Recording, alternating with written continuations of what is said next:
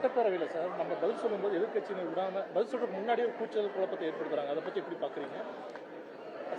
நிகழ்வு வந்து மக்களிடத்துல பெரும் வரவேற்பு பெற்றிருக்கு, அதை எப்படி பாக்குறீங்க?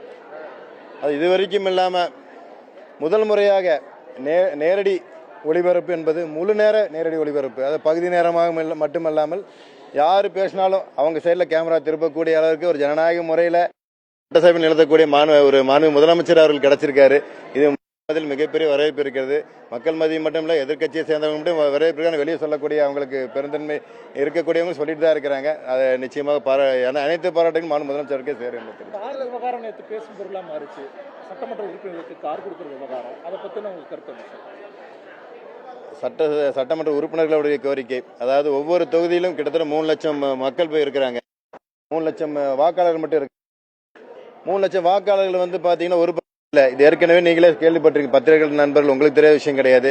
எங்க ஏரியால எம்எல்ஏவே வர்றதில்லை, எங்க சட்டமன்ற உறுப்பினர் பார்த்ததே எல்லாம் சொல்லக்கூடிய சூழ்நிலையில் எதனால வருது? கார் வச்சுட்டு போகாம இருக்கிறவங்க இருப்பாங்க, அது நமக்கு தேவை. ஆனால் நம்மளுடைய சட்டமன்ற உறுப்பினர் பெரும்பாலானவங்களுக்கு கார் இல்லை என்பது உங்களுக்கு எல்லாருக்கும் தெரிஞ்ச விஷயம்தான். அவங்களோட இதுவும் சரி, நம்மளுடைய சட்டமன்றத்திலேயே கோரிக்கை வைத்திருந்த விசிகா உறுப்பினர், சட்டமன்ற உறுப்பினர் கோரிக்கை வச்சிருந்தாங்க, மாண்பு முதலமைச்சர்கிட்ட கோரிக்கை வச்சிருந்தாங்க. சார் எங்களுக்கு கார் இல்லை போறதுக்கு அதுன்னு சொல்லி கேட்டிருந்தாரு. உங்களுக்கு காரும் தரோம், அதே போல உங்க உதவியாரும் தரோம் சொல்றாரு. ஆனால் இது நிச்சயமாக அத்தியாவசியமான ஒரு விஷயம் தாங்கிறது அனைத்து மக்கள் எடுத்துக்கிறாங்க. இது ஏற்கனவே நேற்று நம்மளுடைய மூத்த உறுப்பினர் நம்மளுடைய அண்ணன் செங்கோட்டையன் சொல்லியிருந்தாரு உங்ககிட்ட. இந்த ஒரு நல்ல ஒரு விஷயத்தை அவங்களால கொண்டு வர முடியலங்கிற ஒரு ஆதங்கத்தினால இதை வந்து அவங்க ஒரு வெளிப்போக்கான போக்கில் பேசிட்டு போயிட்டாங்கிறத உண்மை. ஸோ அதனால மக்கள் வர வைக்கிறாங்க, தேவை இருக்கக்கூடிய சட்டமன்ற உறுப்பினர்களை வர வைக்கிறாங்க.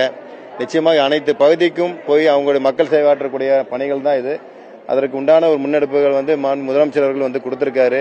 நிச்சயமா நல்லபடியாக செயல்படும் என்பது எனக்கு நம்பிக்கை இருக்குது.